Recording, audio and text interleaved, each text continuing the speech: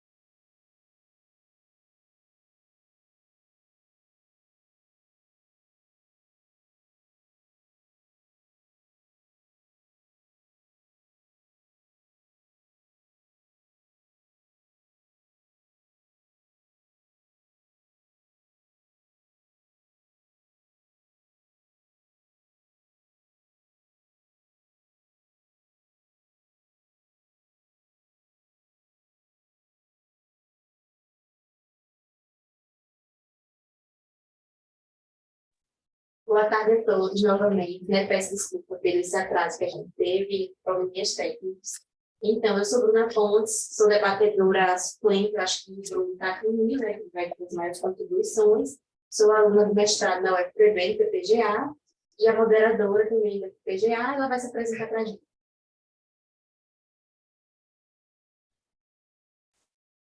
Pronto, acho que agora só um instante, né? Deu interfonia. Você pode talvez deixar montar esse microfone. Dali. Vocês conseguem me ouvir? Sim. Pronto, obrigada. Boa tarde a todos, sejam bem-vindos. Obrigada pela participação, obrigada pelo envio dos trabalhos de vocês, né? Vocês são autores, não é? Não. Pois, temos aqui um dos presentes, então muito obrigada pela presença de todos. Essa nossa sessão, ela tem como tema redes sociais mediadas, ambientes e dispositivos digitais.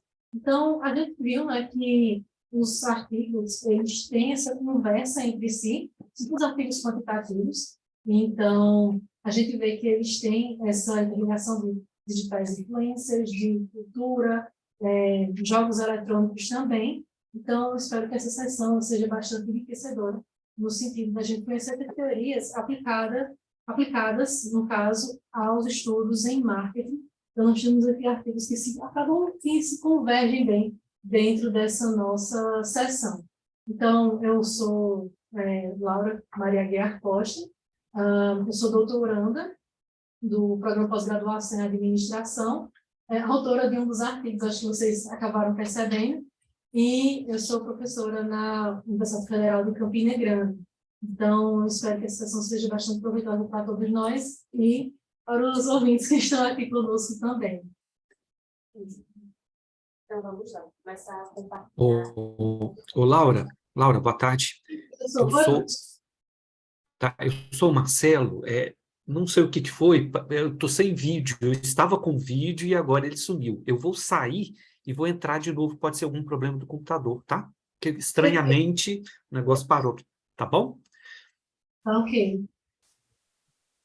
Estava com vídeo.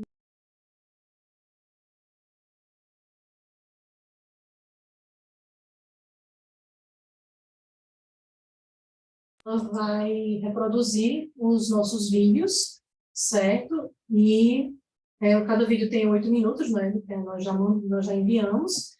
E logo após, nós iniciaremos os nossos debates, as contribuições, etc. O professor Marcelo está voltando aqui.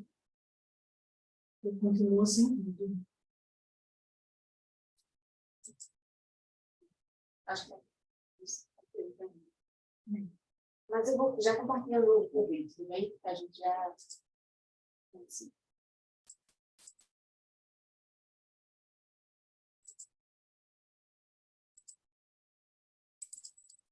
Laura, Oi, professor. Conseguiu? Não conseguiu. sou eu aqui, o Wendel. Entendeu? Como é que vai ser a dinâmica? Vocês vão passar todos os vídeos primeiro ou vai passar cada um e depois os debates? Acredito que a gente vai passar todos, né, Bruno? Como estava seguindo de manhã? Dois por vez. 2 por vez, estava seguindo de manhã. Então, a gente passa 2 por vez e a gente faz o debate e depois nós passamos os outros e faz outra parte do debate e, ao final, a gente tem uma conversa geral. Certo? Ok, obrigado. Vou dar início aqui. Olá, essa é a apresentação do artigo intitulado A Realidade Estendida, XR e o Consumo de Jogos Eletrônicos, uma meta-análise.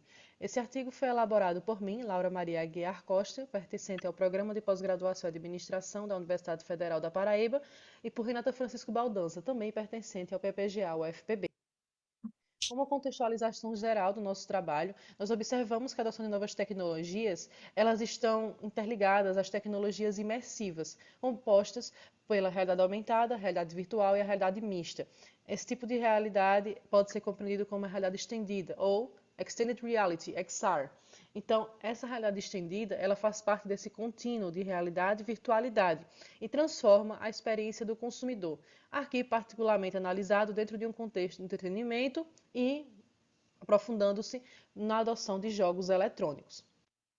Sendo assim, o nosso estudo tem como objetivo investigar os efeitos entre a adoção de realidades estendidas no consumo de jogos eletrônicos e outros antecedentes e consequentes, empregando o uso da meta-análise. Esse estudo ele possui como justificativa, primeiramente, propor o modelo conceitual devido à carência de trabalhos empíricos que tragam essa relação entre as tecnologias de Extended Reality com a experiência do consumidor, particularmente de games. Assim, no nosso referencial teórico, nós temos primeiramente o conceito do que é a realidade estendida, o XR, e a experiência do consumo de games.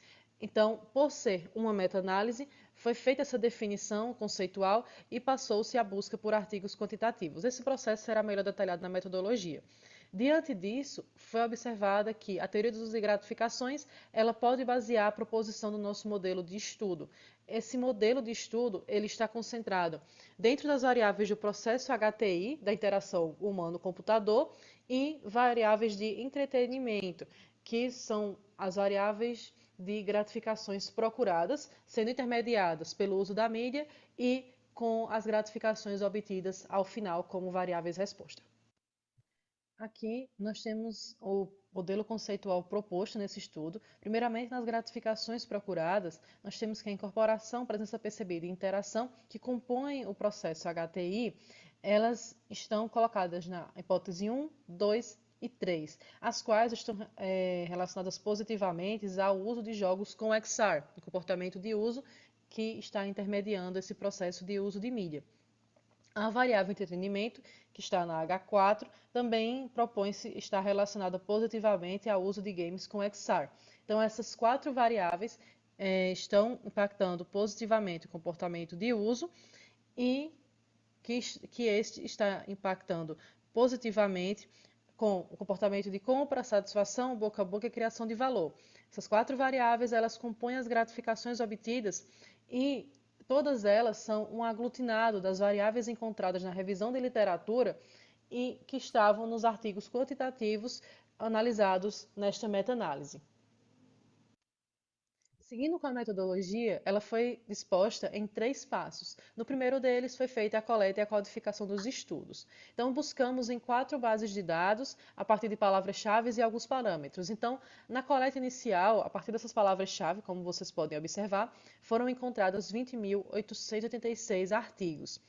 Executando-se o primeiro filtro, com estudos da área de business e artigos revisados, ficamos 72 artigos, e no segundo filtro, seguindo os parâmetros da meta-análise, ou seja, artigos com objetivos condizentes, artigos quantitativos, artigos que tinham estatísticas a serem mensuradas, restaram 7 artigos. Então, a partir desses 7 artigos, eles foram codificados e suas variáveis foram identificadas. Dentro dessa identificação, foi feita a sugestão da teoria de gratificações, como já mencionado. No passo 2, foi feita a coleta de dados primários, ou seja, identificamos as variáveis antecedentes e consequentes desses 7 artigos achados. Foi utilizado o coeficiente de R de Pearson como parâmetro do effect size, conforme recomendado na literatura, e conversões de coeficientes não relatados foram feitas para que eles fossem melhor adequados. Então, no passo 3, foi executado os cálculos da meta-análise no software Jamovi e foi feita a escolha pelo método do efeito aleatório, com os cálculos dos amostrais, tamanho do efeito, intervalos de confiança, testes de homogeneidade Q e do fail-safe number, né, o FSN, como vai ser observado adiante nos resultados desse artigo. Quanto aos resultados, é possível observar nessa tabela que as variáveis antecedentes, incorporação, presença, interação e entretenimento, elas foram significantes a um p-valor de 0,05. E, em particular, é interessante observar a variável incorporação com o fail-safe number de 96. Isso quer dizer que são necessários 96 estudos para invalidar esse resultado. Então, todas elas sendo significantes, nós temos que as gratificações procuradas, elas impactam positivamente no comportamento de uso de games. Nas variáveis consequentes, encontrou-se a significância no comportamento de compra, no boca a boca e no valor. Todos eles a um p-valor de 0,05. O mesmo não foi encontrado na variável satisfação, por isso não teve o seu fail-safe number calculado. Esse resultado ele é corroborado em alguns outros estudos da literatura que mostram que alguns indivíduos eles não se sentem bem no contato com tecnologias de realidade estendida, podendo acontecer náuseas, vômitos e as pessoas confusas diante de um contexto de imersão tecnológica. Finalizando-se com as discussões e conclusões, nós temos nesse estudo uma oferta de uma visão mais abrangente da aplicação da Extended Reality no âmbito da experiência do consumo dos games, porque dentro dessas variáveis dos estudos consolidadas dentro do processo de interação humano-máquina, juntamente com o entretenimento, a gente pode ver o campo com uma visão mais aprofundada e tendo também as hipóteses confirmadas, faz com que haja diferentes análises dos pontos de contatos intermediados por tecnologias que a gente consegue observar dentro desse consumidor de games. Então, a gente propõe avançar nesse trabalho com a concepção de que a mensuração das aplicações de realidade, elas estão em um contínuo. Então, nós conseguimos integrá-las dentro desse processo, fazendo com que, dentro desse espectro, haja uma melhor análise de como esse consumidor está em contato com ele. Gerencialmente, observa-se que os fatores de integração de tecnologias com XR nos games, eles podem encaminhar-se para investimentos em acessórios corpóreos, como luvas, óculos e melhorias de narrativas e qualidade gráfica para que o usuário fique ainda mais imerso. Como limitação, nós temos um número de artigos reduzidos para esse campo de pesquisa, que se enquadrassem nessa metodologia de meta-análise, e para a sugestão de pesquisas futuras, nós indicamos a inserção de moderadores para esse modelo ficar ainda mais complexo e melhor analisado dentro das diferentes realidades desse contínuo de Extended Reality. Essas são as principais referências utilizadas nesse estudo. Agradeço a atenção de todos. Muito obrigada.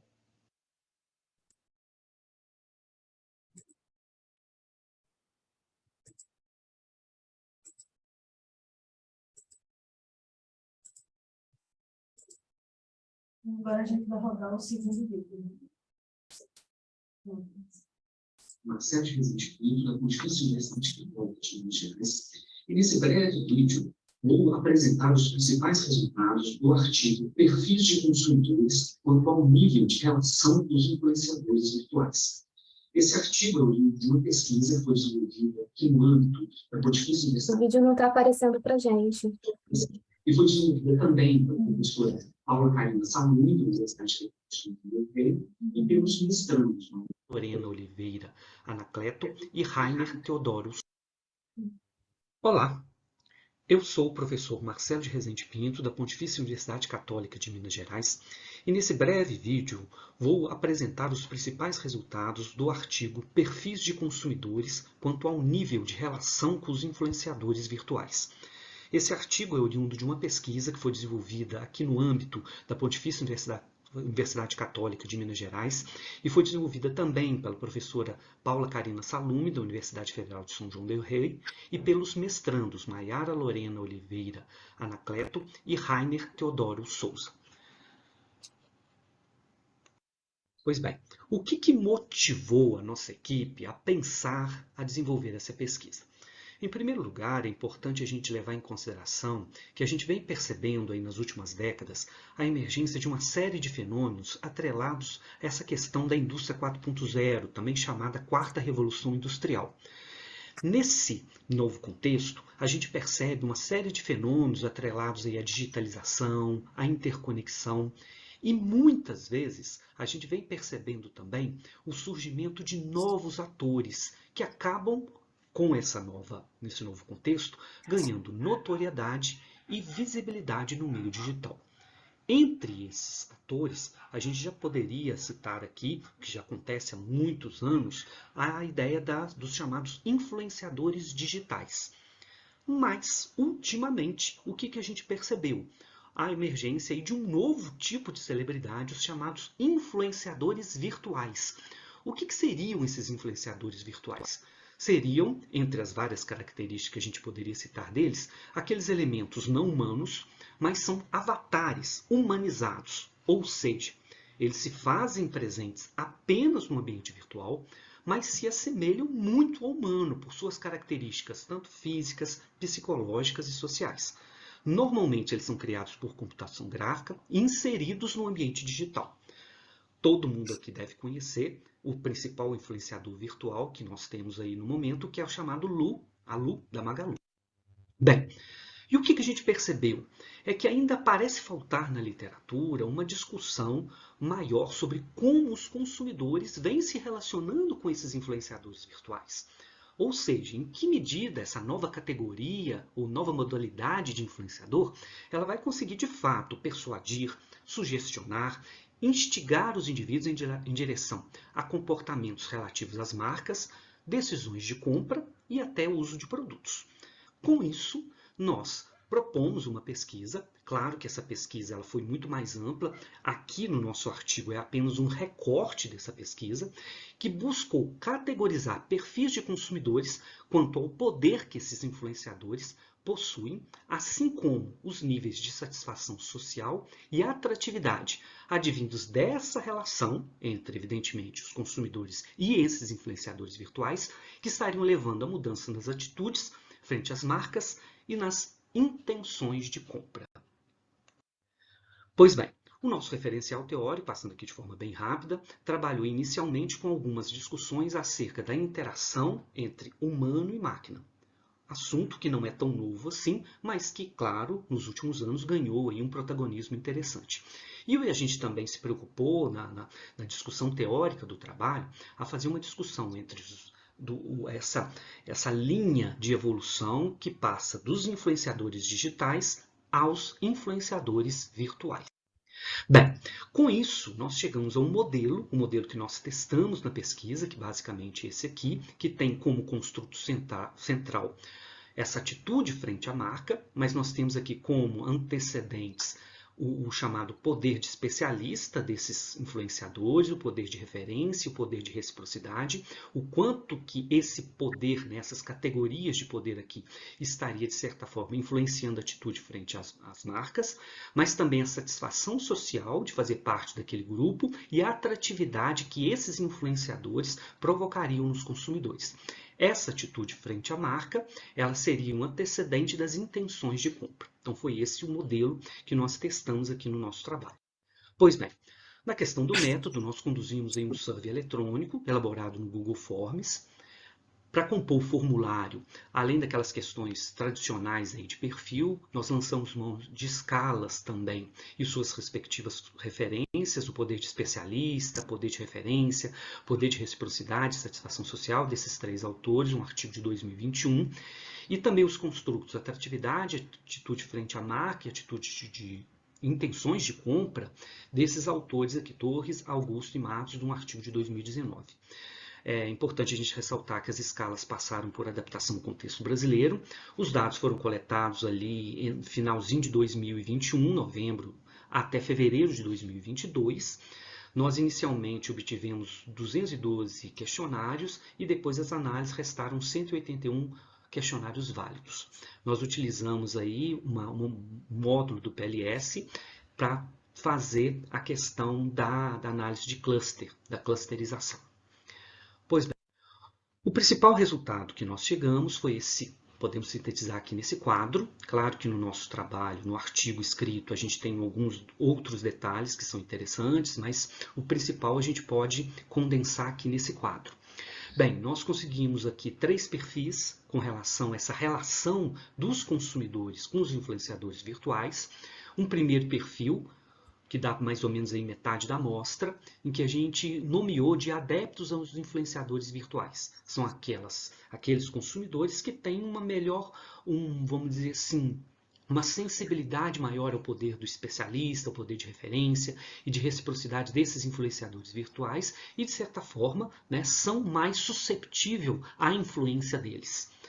Aqui um perfil intermediário, que a gente vai chamar de apáticos com relação aos influenciadores virtuais, que nós tivemos aqui um N, né, são 39 consumidores da amostra, é aquele perfil ali que tem ali, que está numa situação mediana, né, que está intermediário. Ele não é tão influenciável, mas não é tão resistente aos influenciadores, esses resistentes que seria o nosso terceiro perfil, que a gente tem um N aqui de 44, que representa ali aqueles consumidores que se mostram resistentes aos influenciadores virtuais.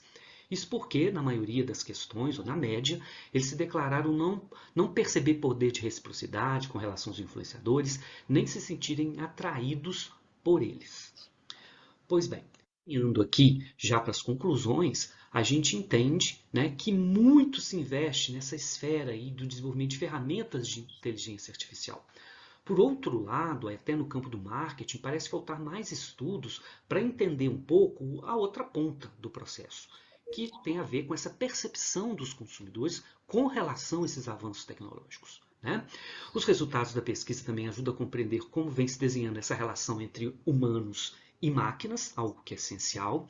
Os resultados da pesquisa também trazem contribuições que podem ser úteis para empreendedores e para gestores também de mercado e de gerenciamento de marcas. Bem, basicamente o trabalho era esse, e aí fica o convite para quem se interessar pelo assunto a ler o nosso trabalho. Muito obrigado.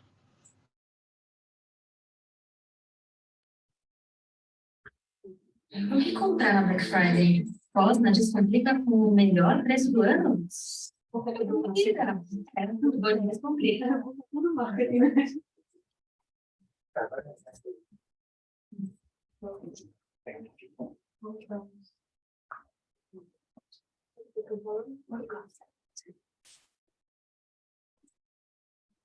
Gente, o debatedor oficial chegou, então eu vou ficar só falando aqui e ele vai fazer a discussão. Oi, gente, boa tarde. Desculpa o atraso aí, eu tô nessa jornada aí, desde manhã tentando chegar aqui. Bom, primeiro, agradecer, né, mais uma vez estar aqui no SEMEAD e os trabalhos, eu gostei bastante aqui da sessão, tá? Eu vou seguir aqui a minha filhinha, tá? Eu coloquei o número do trabalho, mas eu sei que é a ordem, então o primeiro foi o 1280 e o segundo foi o 1799, não sei por causa da temática, certo? E aí eu vou seguir também a ordem aqui dos meus comentários, certo? O primeiro, eu queria propor, na verdade, para o primeiro trabalho, certo? Essa questão de significação de marca, pelo menos, assim, uma contribuição que eu acho que vale a pena. Oi? Eu acho que está fora da ordem. Tá falando com ninguém? Me desculpa. Começou com a meta-análise e... Peraí, tá. Vamos lá. 331. Tá, 331, ok. Aí depois veio o 172. Aí tá, foi o contrário. Então, desculpa, gente, ignora. Debate de oração, perdão. Desculpa, mais uma vez. Pessoal que chega assim atrasado, chega botando os pés pela mão. Veja, que exatamente é o segundo, que é o professor Marcelo, desculpa, o primeiro, que eu não assisti, eu cheguei exatamente, estava na apresentação, que é o 331. Eu gostei muito do trabalho, gostei muito mesmo, certo? Só que eu acho, inclusive, que esse 331 ele pode beneficiar muito o 172. Eu vou fazer um comentário que eles são transversais entre si, que é sobre a temática de Internet of Things. Eu acho que é uma temática que é uma pauta quente, está sendo muito estudado. Aqui no Brasil a gente está trazendo, mas a gente está trazendo muito mais para o setor de TI, daqui da administração. Eu não vi ainda muitos trabalhos de marketing, inclusive em congressos. Eu não participei, mas eu recebi depois, né? Tem colegas que participaram, e eu fiquei sentindo isso, né? Isso também como editor, a gente sente pouco trabalhos, né? Pode ser que estejam saindo agora, um call of papers, enfim, para sair. Eu acho que dá para trocar figurinhas, eu acho que principalmente o trabalho, o 331, ele pode ser beneficiado muito por esse 172 do professor Marcelo, acho que tem muita coisa ali, acho que vocês lerem o trabalho um do outro ajuda, certo? Quando eu comentar o segundo, eu vou acabar falando, certo? E aí eu queria pontuar muito a questão de estilística, pensando na submissão do paper, que eu acho que ele está pronto, eu acho que o trabalho tem pouca coisa para acrescentar, mas principalmente a questão das considerações finais dos resultados. Eu acho que ficou confuso. Eu entendi que a ideia ali foi de não fazer sessões pequenas, né? Mas eu acho que a resposta está lá, das considerações finais. Então, às vezes, ter uma consideração final pequena, às vezes ajuda muito, porque está lá a resposta da pergunta de pesquisa. E aí eu estou lá no meio dos resultados, aí viram considerações finais, e eu então voltei para os resultados, e eu tive uma dificuldade, mas foi muito mais uma questão de como revisor de um artigo. Né? Eu recebendo ele para avaliar, eu colocaria esse comentário, assim, se tivesse colocar, certo? E aí eu vou ter que pular diretamente para o outro artigo, que é esse que você acabou de apresentar, que é o 172, e aí é uma sugestão, na verdade, que é a questão, quando fala de explorar atores não humanos, como os influenciadores virtuais, Aí eu tive três coisas. A primeira, como eu falei, foi a questão da Internet of Things, porque é quando a própria internet, né, quando a própria rede, ela se retroalimenta. Então, os atores não humanos, eles têm relações entre eles não precisam de humanos. E aí eu gostei muito que o trabalho ele vai explorar como é que os humanos reagem a isso. E aí, como minha sugestão, claro, eu entendi que o trabalho ele tem até um quê exploratório, era de utilizar a ideia de Bruno Latour, meu xará, né? Na verdade, eu sou xará dele, né? Que eu faleceu recentemente, inclusive, infelizmente. E é a questão do ator-rede. E o ator-rede, ela vem sendo muito utilizado, né? E aí eu tenho até uns trabalhos para indicar para os autores, eles foram publicados em journals, no JCR, no Journal of Research in Marketing e no Journal of Marketing, que falam sobre Internet of Things e utilizando o conceito do Latour. E até o conceito de assemblies, de agenciamento, de nós, né, de núcleos nas redes sociais, como, por exemplo, nesse caso, que eu vi muito isso, porque, por exemplo, aí ficou isso muito claro na fala do professor Marcelo, a influenciadora virtual, a Lu da Magalu, quem é que não conhece? Aí, fato interessante, eu sou consumidor da Magalu, mas eu não conheço a Lu da Magalu no sentido de ter contato com ela nas redes. Mas, por acaso, eu conheço muito mais o Baianinho das Casas Bahias, porque, como fã, como nerd, ele ia acabar aparecendo mais para mim. Então, isso é muito dos nós, eu acho que é até uma possibilidade aí para, não sei como é que está o andamento desse trabalho, de estender esse trabalho para o Baianinho também, de cruzar e fazer, né, e tornar até a discussão mais ampla. Deixa eu ver aqui só. Eu também achei que aí, nesse caso, foi por acaso mesmo, tá? Que as considerações finais ficaram confusas, porque nesse trabalho especificamente, porque trouxe de volta a pergunta de pesquisa. E aí eu estava já, né, querendo ler a resposta, as considerações finais, e aí vem a pergunta de pesquisa, ensaiar de novo. Então, ficou um pouco, eu senti mais ou menos, muito mais como revisor do que como leitor, um pouco maçante. Mas, assim, os dois trabalhos eu vejo com o teto lá em cima. Eu acho que é uma temática que tem muita coisa para falar, né, nos dois trabalhos, essa questão da Internet of Things e até das influências. E, como eu disse, eu tive um insight, que foi um insight que é o seguinte, a questão da gamificação, especificamente, eu vejo muito o pessoal indo para a questão do trabalho, sabe? De como o trabalhador ele pode ser beneficiado. Mas a gente perde muito de discutir como o consumidor ele ganha nisso. Porque tem tanta questão do entretenimento, da diversão, de criar uma relação. Então, você tem hoje já discussões de gamificação com brand loyalty, né? Então, as redes, as plataformas que permitem a gamificação dos clientes desenvolvem a lealdade das marcas. Então, eu acho bem legal. Se vocês perguntarem também para mim, depois eu mando. Esse aí eu não achei quando eu fui fazer minhas notas. E uma coisa que eu senti, voltando para esse último que foi apresentado, Marcelo, que é a questão dos influenciadores digitais não humanos, que não são os virtuais, são os não humanos. Então, por exemplo, são os personagens, né? A gente sabe que tem pessoas que fazem personagens, né, só para as redes sociais, né? Então, elas não é a pessoa dela, né? Tem também os animais, né? Os influenciadores pets, né? Os pet influencers, né? Como eu tenho um husky siberiano, tem aqui no Brasil o Budanzinho, né? Que é o husky que foi para Eliane, TikTok. Então, eu acho também que isso permite até você avaliar as multiplataformas. Acho que nos dois trabalhos eu vejo um teto lá em cima, de vocês ampliarem mesmo, assim, sabe? Muitas possibilidades. Eu vejo que os trabalhos estão bem legais. Eu acho que é isso, esses dois. Mas, enfim, não quero monopolizar. Obrigada, Bruno. Nada. Você está fazendo assim.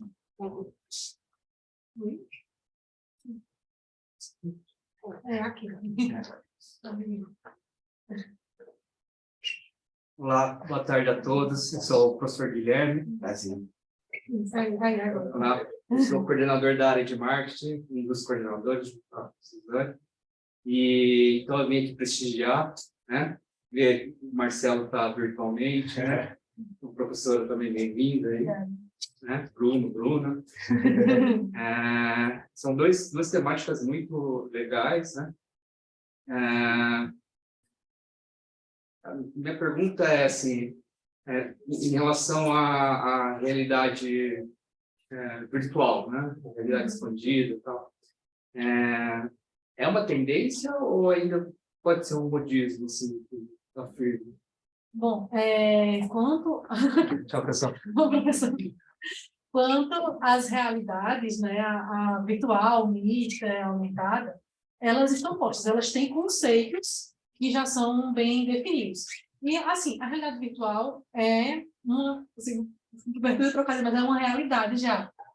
Então, a gente tem no metaverso possibilidades que, inclusive, não é, esse artigo conversa muito com o professor Marcelo, por isso que eu pedi para fazer os dois juntos, por conta do processo de interação humano-máquina. Então, dentro desse processo, né, a gente tem o EPI Cube, que dentro desse cubo tem vários pontos de contato do consumidor com um computador. Então, dentro desse cubo, a gente vê que tem a realidade aumentada, que a gente viu com Pokémon GO, a gente convive com isso no Instagram, inclusive, e aí a gente está entrando, no caso, né, mais forte agora, com o metaverso. E aí nós vemos, né, como o professor Marcelo até elucidou aqui, vários influenciadores virtuais e algumas pessoas, por exemplo, alguns influenciadores que estavam na mídia fazendo seus próprios avatares para entrar no metaverso. Então, é algo que vem crescendo, até organizações que têm seus ambientes no metaverso também, que aproveitam a questão do home office, etc., para fazer seus ambientes dentro do metaverso. Então, é uma crescente. Dentro da revisão bibliométrica que eu fiz, esse artigo que eu apresentei, ele é o primeiro artigo da minha tese.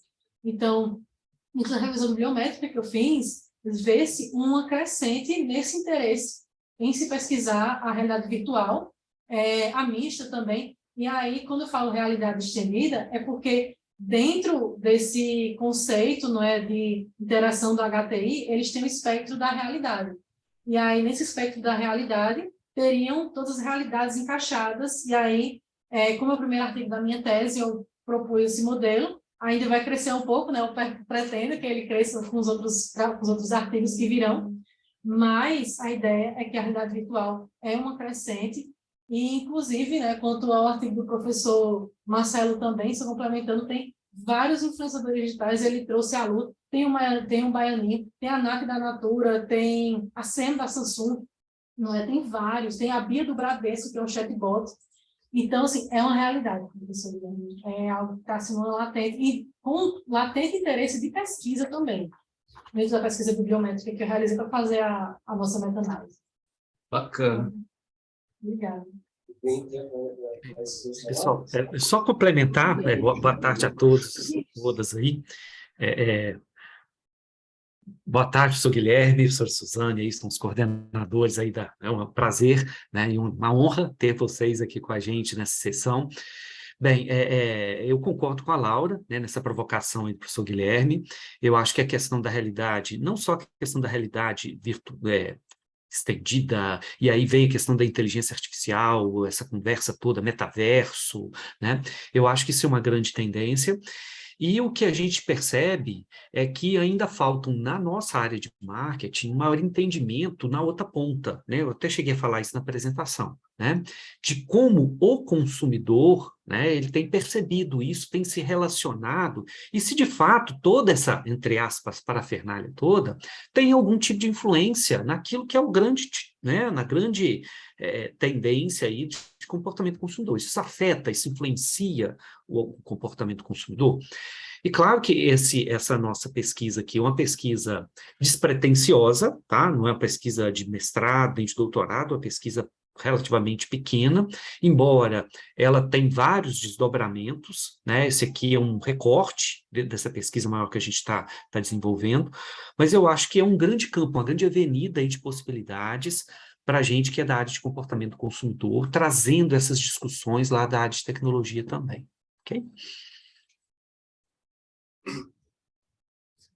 Bem, eu queria dar duas sugestões dos trabalhos. Acho que é melhor. Vai abrir a câmera. Vem? Então. Olá.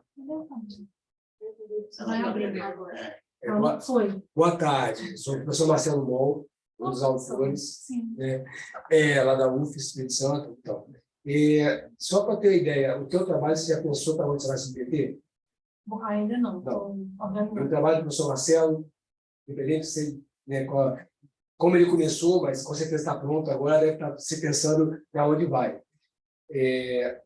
Eu consigo falar mais sobre os periódicos de marketing, que também tem espaço para tecnologia, ou que tem espaço para tecnologia.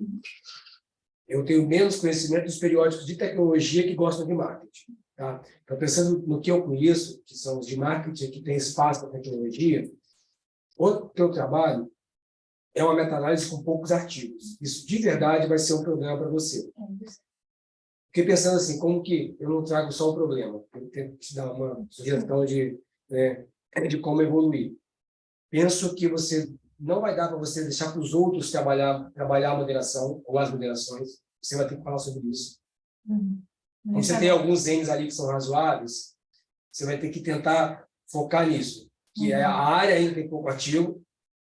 É um problema para a meta-análise, que meta-análise seria uma estratégia de revisão para áreas mais robustas ou mais bem estruturadas, tá? Mas, ok, tá ali. Acho que você teria que caminhar no sentido de usar a meta-análise como início do processo para gerar possibilidades de pesquisa. Tá? E nessa linha. Não é muito comum, mas tem como... Pela crista da onda, que é o tema, né? Como o Bruno falou, pela crista da onda, por ter pouco, por ser novo, mas é importante, pode ser que você consiga nadar bem posicionando dessa forma o trabalho, tá? Mas vai ter que trabalhar as moderadoras, porque elas que vão dar condição de pensar em linhas de pesquisa ou como pesquisar melhor esse tema, tá? No trabalho do professor Marcelo, eu queria pedir que é um modelo, né? E você usou o modelo para poder gerar as clusters. E aí, voltando, em marketing, quando se fala em cluster, a primeira pergunta é: e aí, o que eu faço com isso? Ou, e aí, qual é a diferença de comportamento que eu tenho no cluster A versus o B? Então, assim, faz sentido o cluster, mesmo que aquele modelo fique reduzido, no mínimo uma regressão com uma variável dependente que estabeleça como que os diferentes clusters podem ajudar a explicar a variável dependente. Que aí o cluster faz sentido. Senão vai ficar sempre assim, tá legal, você achou distinção, mas eu não sei até que ponto que essa distinção gera um segmento realmente, né, ou não, gera um nicho ou não. Então, são questões mais metodológicas, mas acho que dentro de marketing é relevante. Bom, mas parabéns pelos trabalhos. Laura, eu acho que talvez até uma solução é você, até talvez, você coloca uma etapa, a gente começou com uma meta-análise e aí acabou nessa situação de você ser menor e fazer agora uma integrativa. Então, talvez... Pegar sua revisão e trabalhar nela. Dentro do segundo artigo da tese, imaginei que fosse isso. está com esse, entendeu? Pode ser que a tese vale a pena, mas para publicar, para o dois. Exatamente. Isso aí. Eu tenho que fazer isso. Para agora não, mas eu acho que em fevereiro a gente lá da AGO, da Gestão.org, quer fazer uma chamada sobre tecnologias. Então, fiquei de E aí, olho. como estava com o segundo de falar, se você for mandar para fora do Brasil, pense nos periódicos de tecnologia que gostam de marketing. Porque eles vão ter menos chato. Vou anotar isso. Vão ficar mais focados na situação que eles. Quanto tema importante, relevante. Bom, pessoal, agora nós não tem, vamos partir para os dois últimos vídeos e após isso a gente parte para as discussões. Pode levar um pouquinho mais de tempo, né? Vamos apresentar esse trabalho sobre como o engajamento influencia o efeito do conteúdo gerado pela marca no desenvolvimento do consumidor, sobre o mercado virtual. Bom, a princípio, o motivo desse estudo foi o fato de que profissionais e estudiosos de marketing já Falta compartilhar a tela. especial para as empresas, para gerar bem. Porém, a gente tem Os mais recentes que asseguram que, além disso, existe... Oi, eu sou Ana Paula e vou apresentar esse trabalho sobre como o engajamento influencia o efeito do conteúdo gerado pela marca na intenção de uso do consumidor, um estudo no mercado cultural. Bom, a princípio, o que motivou esse estudo foi o fato de que profissionais e estudiosos de marketing já reconheciam que o engajamento do cliente nas redes sociais tem valor substancial para as empresas, impacta diretamente seu desempenho. Porém, a gente tem relatórios mais recentes que asseguram que, além disso, existe uma tendência de reduzir os investimentos que a gente faz em mídia do tipo tradicional, né, mídia offline, para aumentar cada vez mais o investimento no online. Então, o objetivo desse estudo explorar um pouco mais esse ambiente do engajamento online do cliente em um contexto de consumo de cultura. A gente está falando de ambientes como galerias de arte, museu.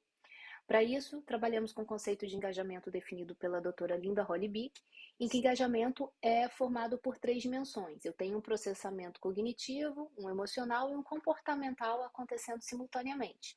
Ou seja, ele é um construto que se manifesta no pensamento do consumidor, gera uma emoção, provoca um comportamento.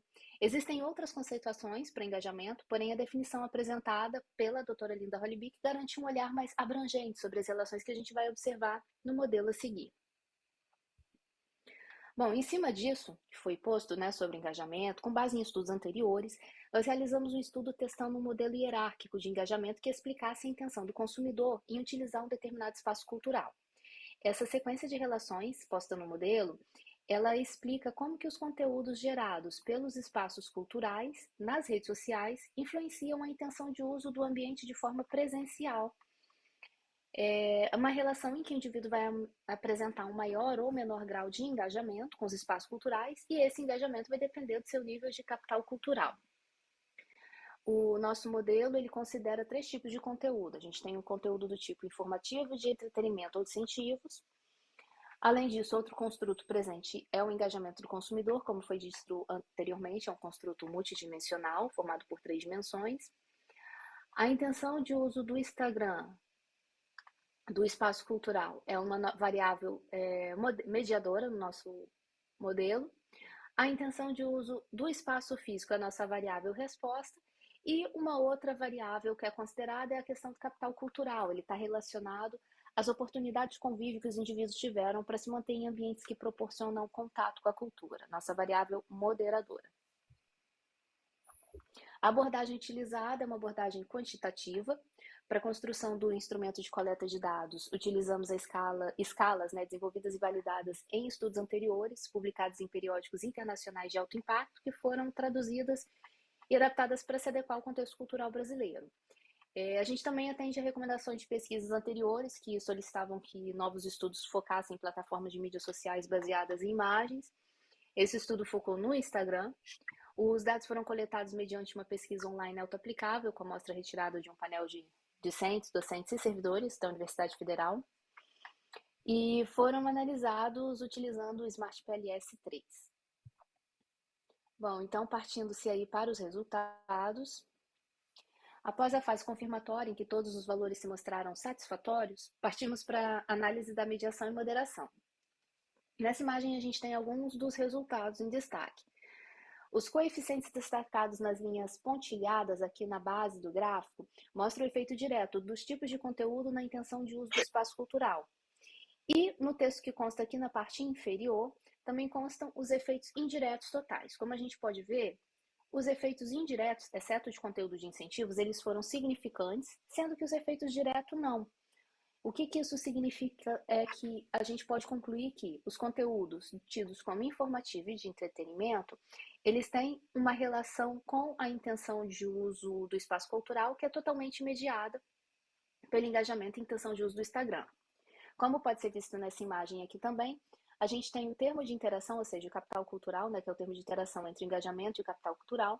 Ele tem um efeito positivo sobre a intenção de uso do espaço cultural, sendo que o efeito simples desse engajamento na intenção de uso do espaço, ele é de 0,30, e quando eu tenho o termo de interação de 0,14, isso significa que essa relação aqui ela vai ser aumentada ou diminuída por esse tamanho aqui do termo de interação. Nessa figura aqui, a gente tem um pouquinho melhor o que foi explicado no anterior sobre o termo de interação.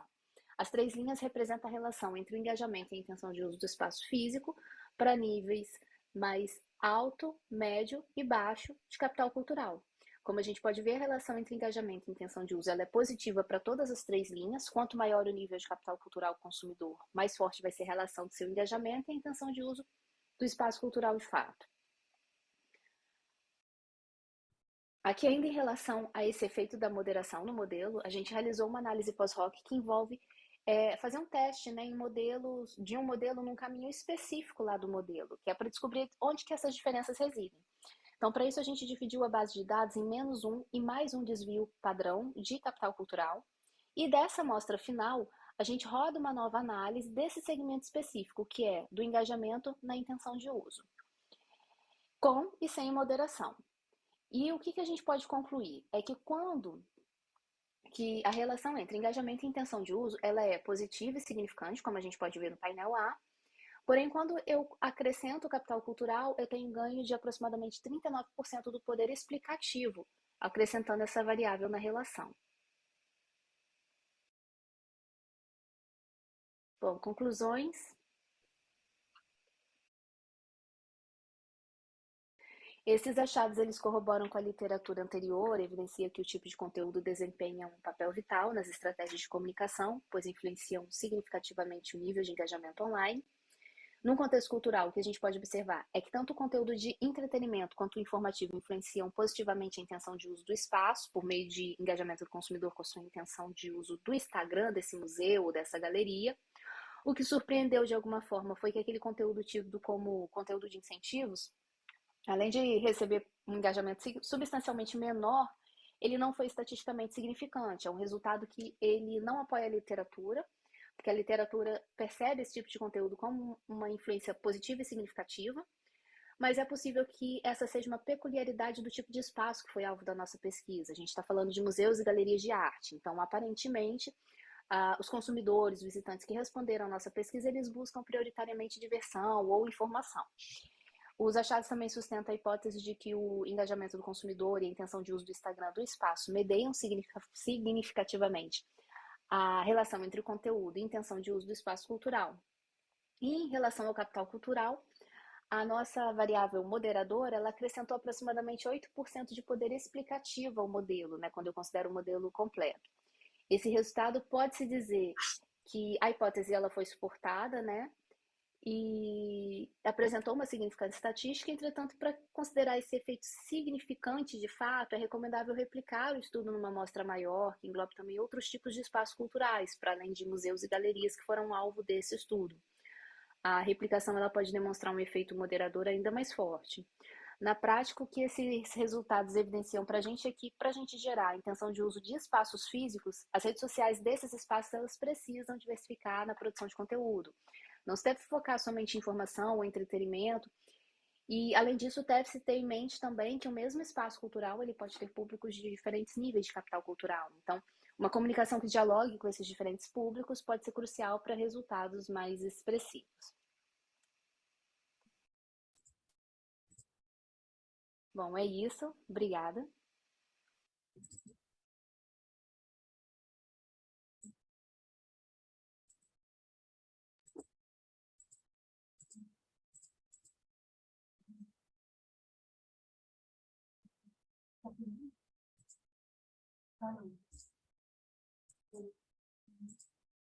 Boa tarde a todos. Iniciando a apresentação do trabalho Engajamento nas redes sociais dos consumidores das redes de franquias. Desafio digital na pandemia Covid-19. Sou Wendel Marcos dos Santos, em parceria com os professores Pedro Lucas e Renato Teles, da Universidade Paulista, e professora Débora Oliveira, do Cefet, Minas Gerais. Introdução: dados da ABF mostram a participação do setor de franquias na economia brasileira, aproximadamente 2.900 redes, 171 mil unidades franqueadas, geram mais de 1.400.000 empregos.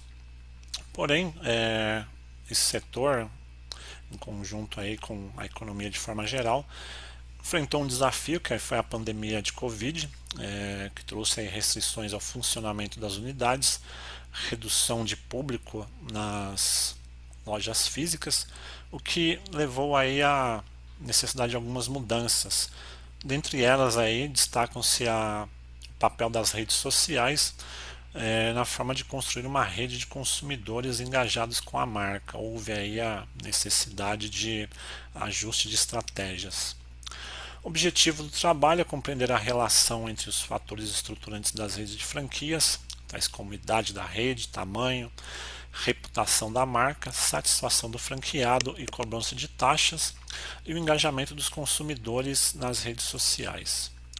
Referencial teórico, teoria da agência, sistema de franquias ele se constitui de uma relação contratual entre o agente e o principal, aqui franqueado e franqueador, para a utilização do conhecimento da marca e dos produtos da franquia que já está estabelecida no mercado. Porém, é uma relação que existe assimetria informacional, ações oportunistas dentre as partes, o que leva à necessidade da implementação de mecanismos de controle e de incentivo para que a rede opere de forma satisfatória. Teoria de escassez de recursos. A existência das unidades de franquia se justificam devido à escassez de recursos do franqueador, que lança mão do modelo de franquias para a expansão da rede, se utiliza de recursos financeiros e humanos dos franqueados. Em troca, o franqueador ele oferece recursos tangíveis e intangíveis, né, do seu negócio, tal como conhecimento, as marcas, produto, layout das franquias ao franqueado. No que diz respeito ao engajamento de consumidores e as redes sociais, elas possuem uma alta penetração, né, baixo custo de implementação e popularidade perante o público. Facebook, por exemplo, incorpora recursos, permite ao consumidor comunicar as suas impressões por meio de reações às postagens. Essas reações elas podem ser vistas como indicadoras do engajamento e permitem aí que as redes de franquias capturem tais reações, façam o tratamento e análise dos dados, das informações obtidas, como forma de compreender quais foram as expressões e opiniões dos clientes no ambiente digital.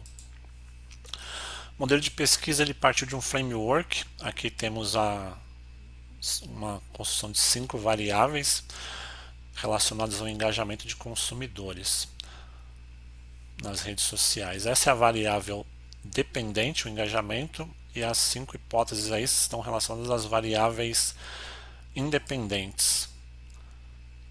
No caso, a coleta de dados ela contemplou as 100 maiores redes de franquias, né, em número de unidades, veio do guia de franquias.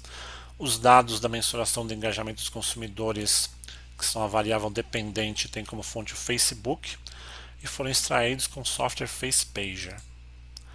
Modelo de pesquisa, então a variável dependente engajamento, ela é composta por uma somatória de curtidas, compartilhamentos e comentários sobre o número de postagens.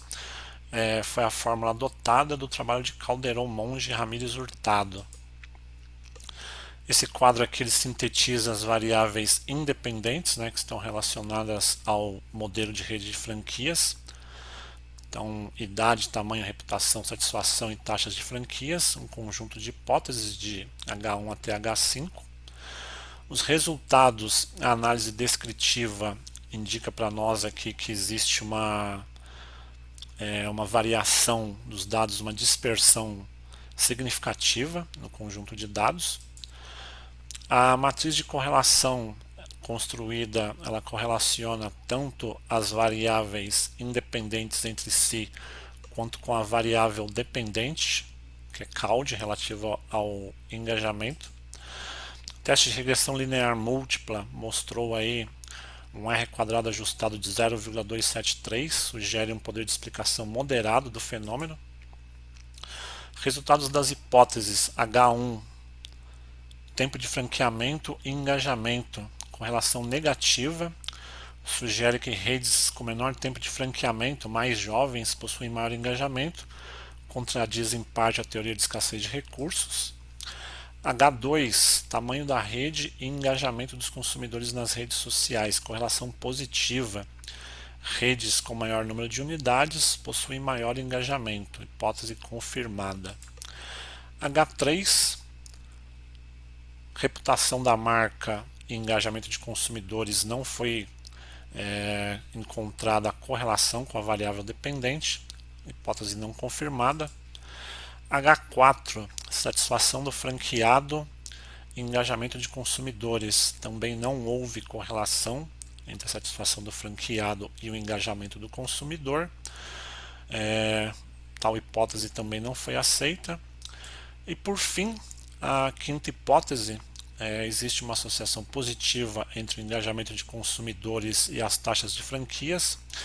Descobriu-se que as variáveis capital inicial, taxa de franquias e taxa de publicidade, elas apresentaram correlação com a variável de engajamento, ou seja, comprovou a hipótese 5. Conclusão, na perspectiva das redes de franquias, tais indicadores podem ser apresentados pelo franqueador auxiliando como fator de geração de valor da marca, permite identificar os consumidores mais envolvidos, ou seja, quais são os influenciadores no meio digital, necessidade de investir em estratégias de comunicação em redes sociais que levam ao incremento da performance das redes. Contribuições teóricas aí em relação à teoria da agência, teoria da escassez de recursos, engajamento dos consumidores, redes sociais e negócios na pandemia. Contribuições gerenciais, pesquisa apresenta algumas potencialidades, que podem ser exploradas, dentre elas perspectivas de aumento do engajamento dos consumidores, compreensão do comportamento de compra, geração e percepção de valor da marca perante os consumidores e prospecção de novos franqueados. Então, as redes de franquias podem eventualmente se valer dos resultados dessa pesquisa para implementar essas estratégias. Um pouco das referências do trabalho. Então, meu muito obrigado a todos. Nos vemos no evento. Uma boa tarde.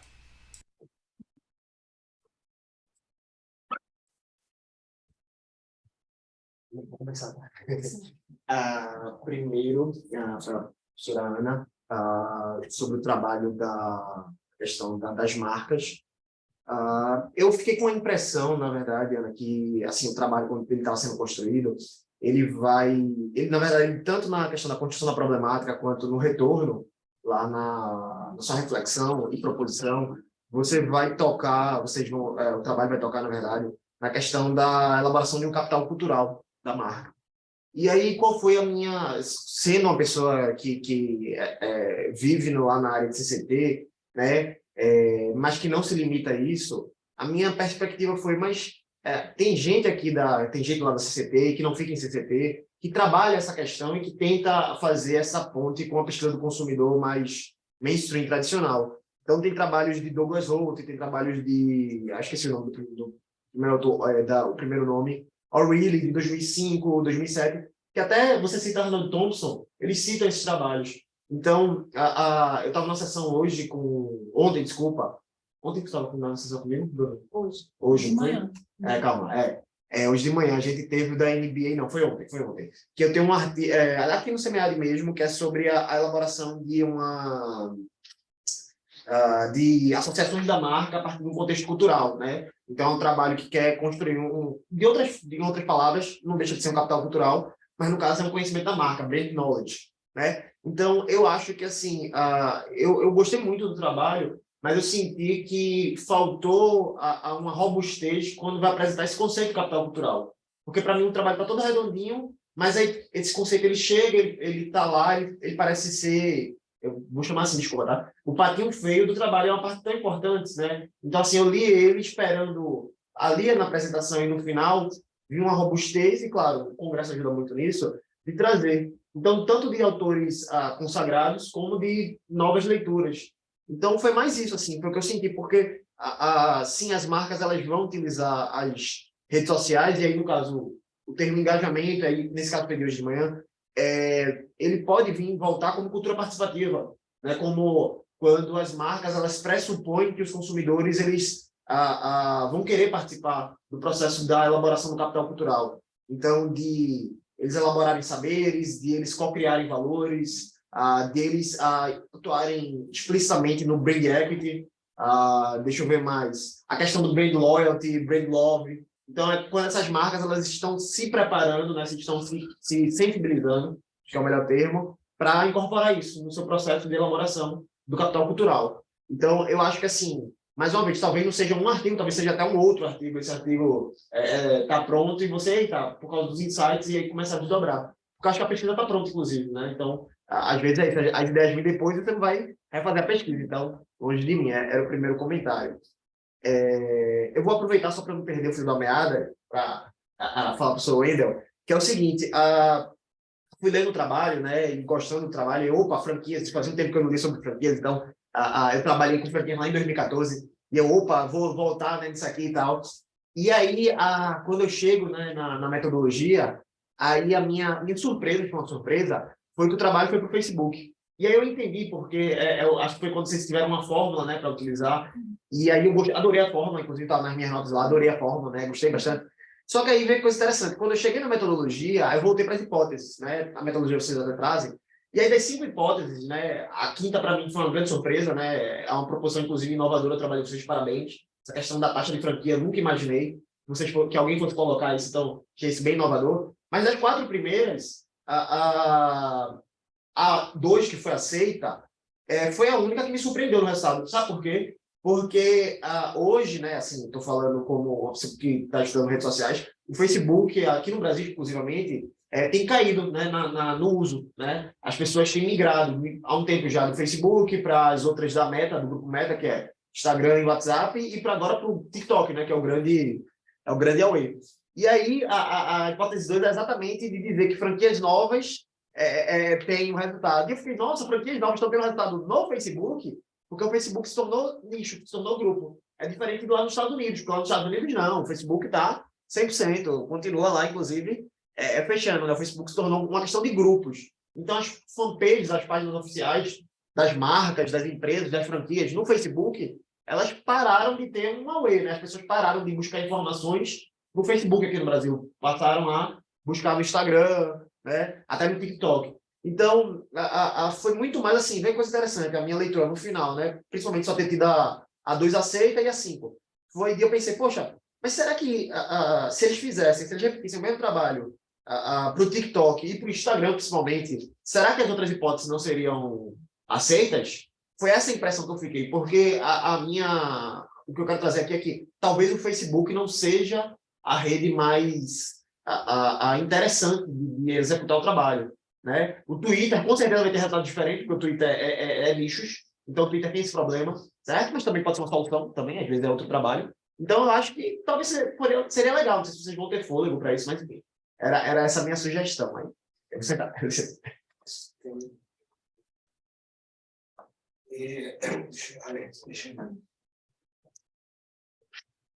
Bom, já apresentei, né? Antes, eu sou Marcelo. Deixa eu primeiro falar como autor. Tá? Quer falar, Ana? Quer falar, Ana? Ele fez o questionamento do... É o trabalho dela, não é meu, era a dissertação de mestrado dela. Eu imaginei que era então. Mas eu acho que teve uma confusão. Porque, na verdade, capital cultural que ela está falando é do Bourdieu. Né? É especificamente capital cultural do indivíduo. Né? Então, mas você está certo na sua leitura.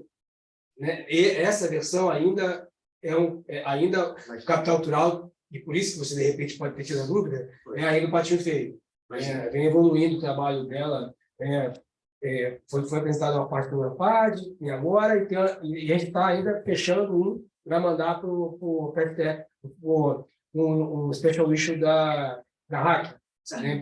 de engajamento e tal. Já tem uma outra discussão, e eu acho que vai ajudar não ter a dúvida que você teve, tá? Então, tá certo no seu levantamento do Patinho Feio ali. Gostei da sua colocação. Acho que é legal para poder chamar a atenção da gente que está na versão ali, então é bom ouvir isso. Sobre o trabalho do Wendel, cara, eu vou te falar que, Wendel, eu gostei da sua ideia, hein? Te falar que eu tenho toda a chance de eu replicar teu trabalho no Instagram. Agora, assim, eu não sei se eu concordo totalmente com você, cara, porque dependendo do segmento do mercado, de que tipo de franquia está falando, o Facebook não está tão velho assim. Né? Se for da minha idade, né? Sim, não está tão velho assim. Mas eu poderia replicar no Instagram. Sim, concordo. Poderia replicar no Instagram. Ou poderia comparar Facebook e Instagram. Isso, então, assim, esse é um ponto. Estou falando já porque eu estou entregando que, né, se não publicar logo o trabalho, pode ter que... Eu gostei porque eu gosto...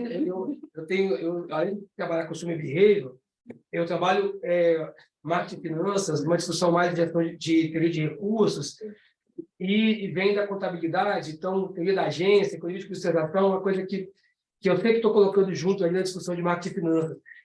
E quando ele fez a relação dessas teorias com engajamento como variável dependente, eu gostei muito.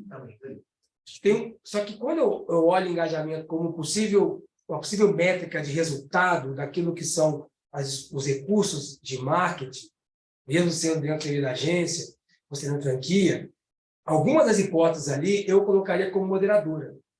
Eu deixaria as variáveis independentes, aquelas mais relacionadas com marketing, com investimento, essa relação. E as outras, por exemplo, idade. E, cara, idade, assim, testa como moderadora.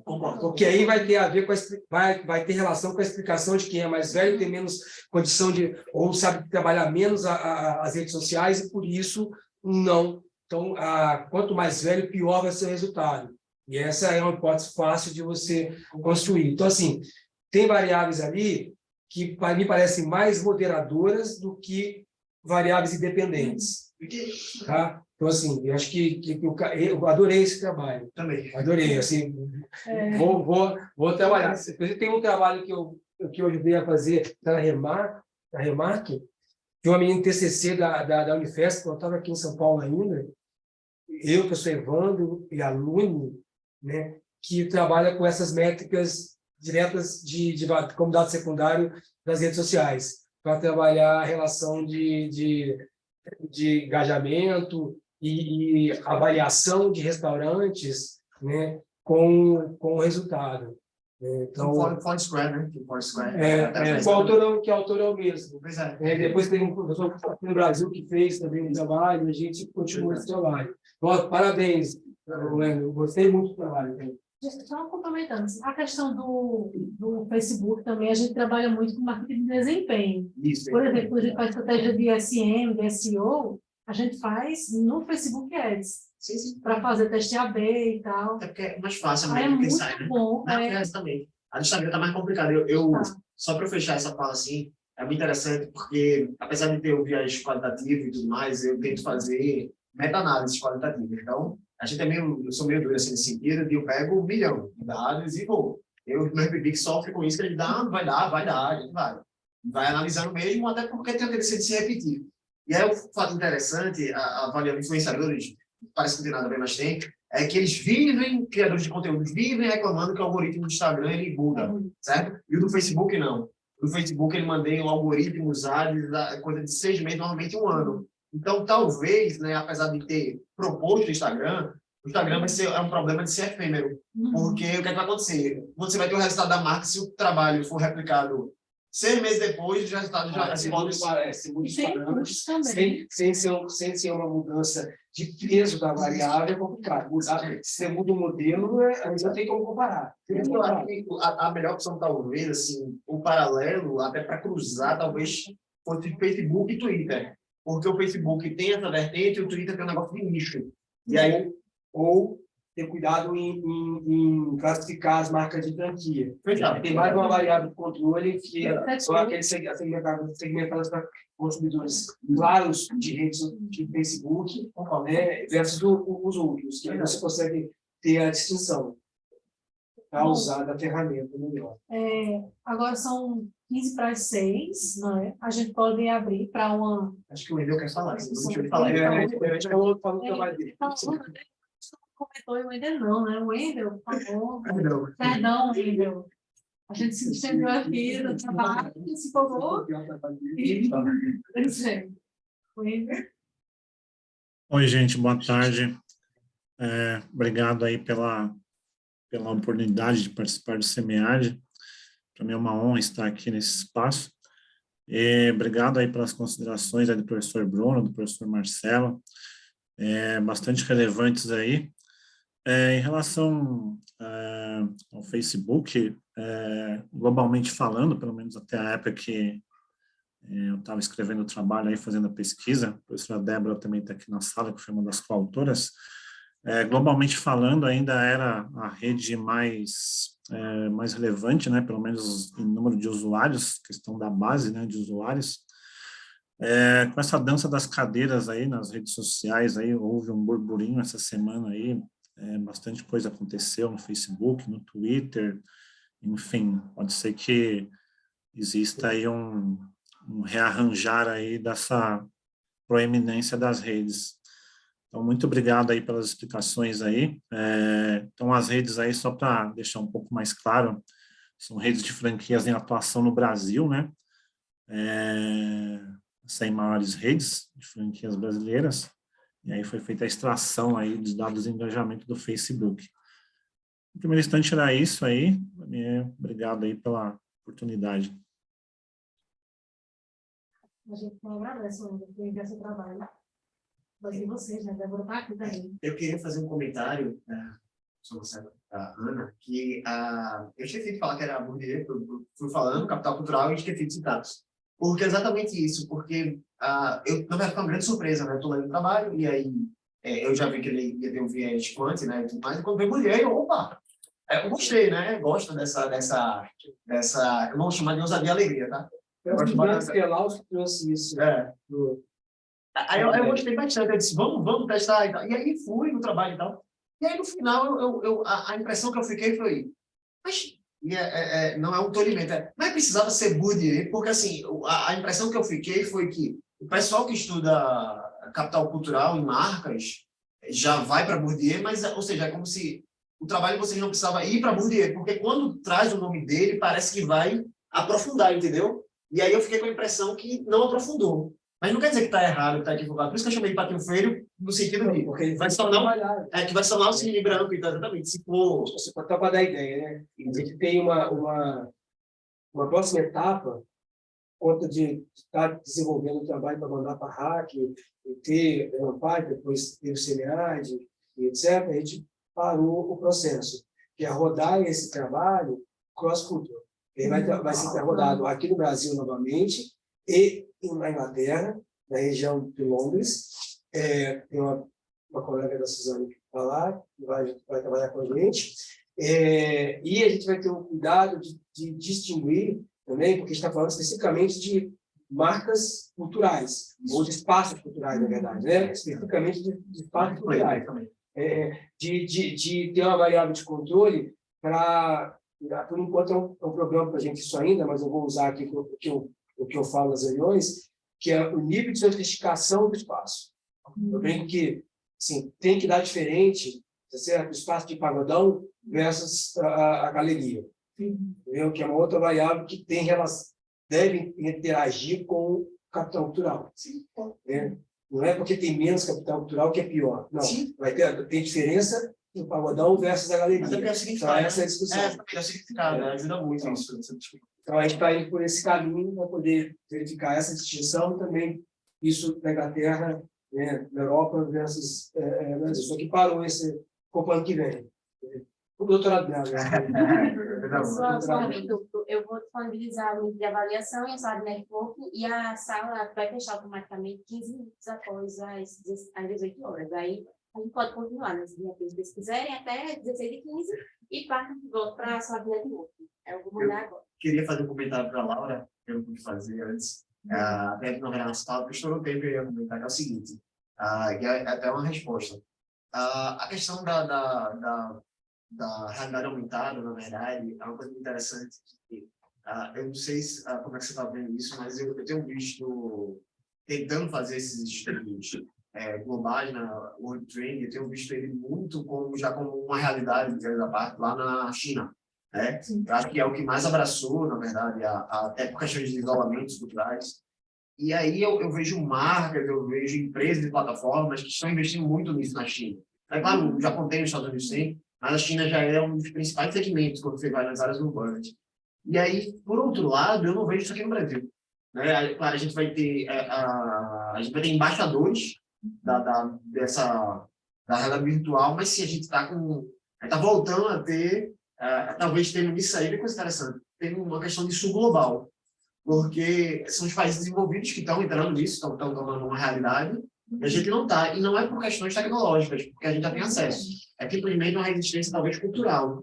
Então, como eu imagino que essa foi a primeira parte quântica, vai ter a parte quântica da tese, né? Exatamente, talvez, claro, você não precisa ir para esse lado, dessa discussão, porque existe um contexto cultural, porque eu vejo como resistência, tá?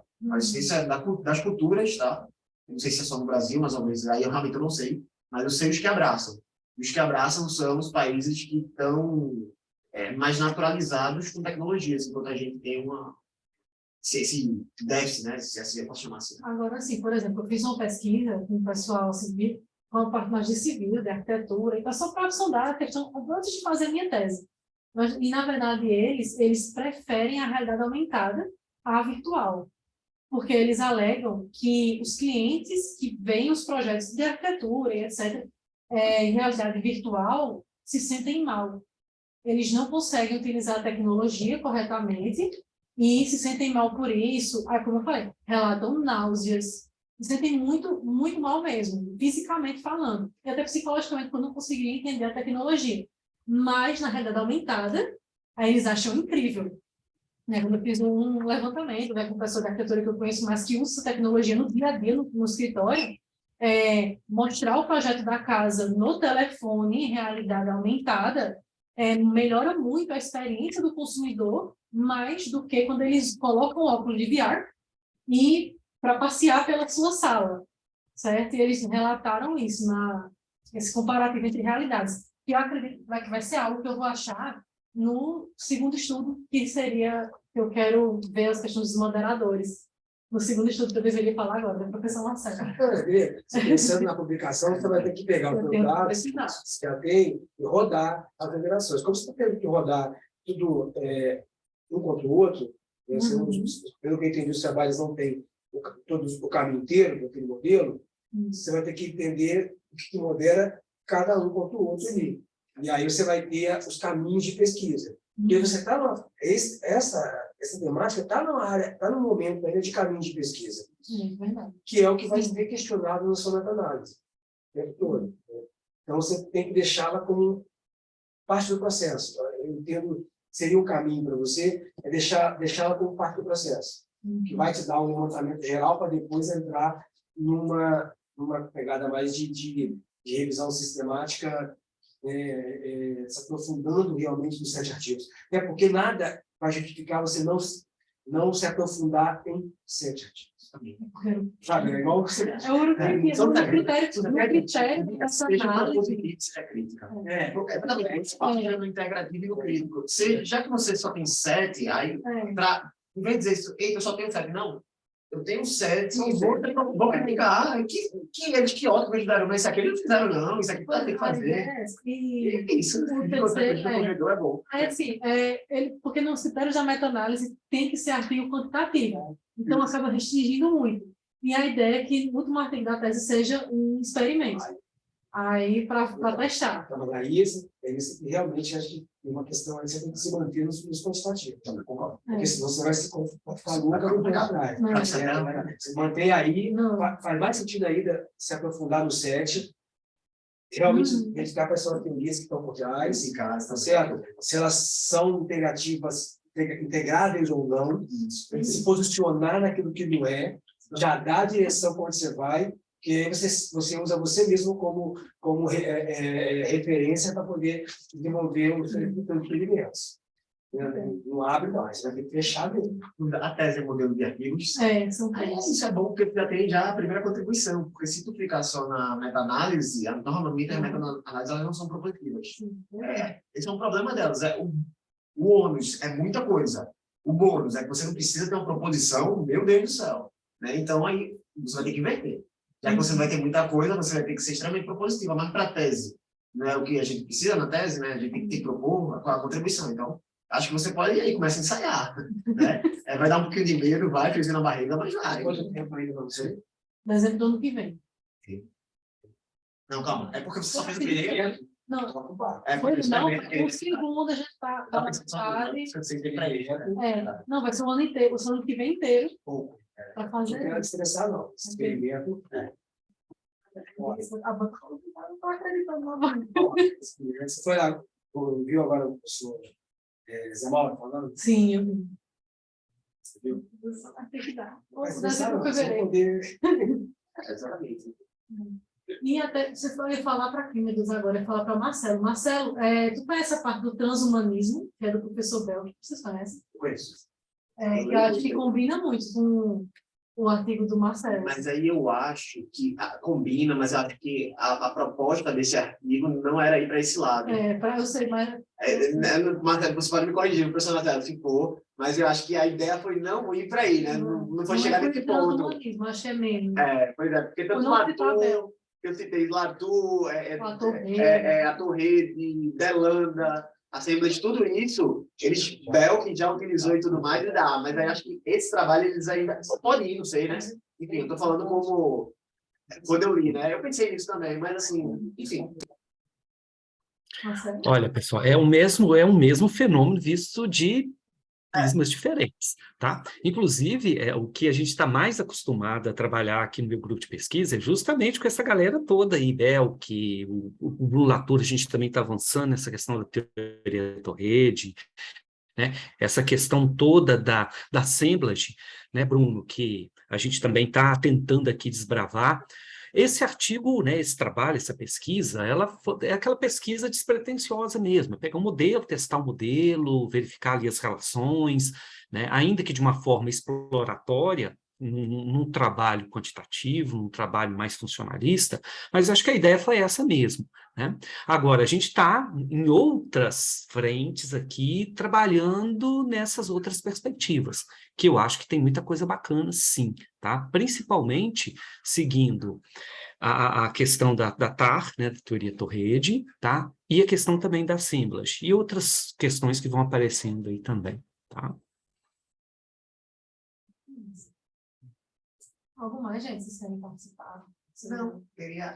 Eu? Desculpa, só mais uma vez, desculpa aí pelo atraso, viu, gente? E agradecer aí a aceitação aí de ter chegado aí atrasado, todo mundo tudo de boa. Obrigado mais uma vez. Então, falar, Laura, por esse pessoal da agência Árvore, que trabalha com games e com realidade imersiva, né? Então, eu posso fazer a ponte aí para você. E Marcelo, eu tenho um artigo de TCC que é dessas personagens e a gente está adaptando ele para mandar para o EMAC. Você quer entrar nessa? Mandar para você aí o artigo? Está bem em cima do que você escreveu. Ah, claro. Bacana demais, com certeza. Maratona?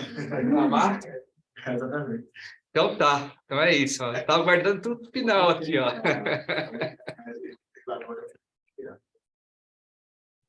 Pronto. Acredito que seja isso, né? Então, muito obrigada ao pessoal que está assistindo a nossa sessão aqui na parte híbrida, né? Então, uma plateia aqui. Nos agradecemos a atenção de vocês, na participação. Obrigada aos nossos debatedores, né? Bruna e Bruno.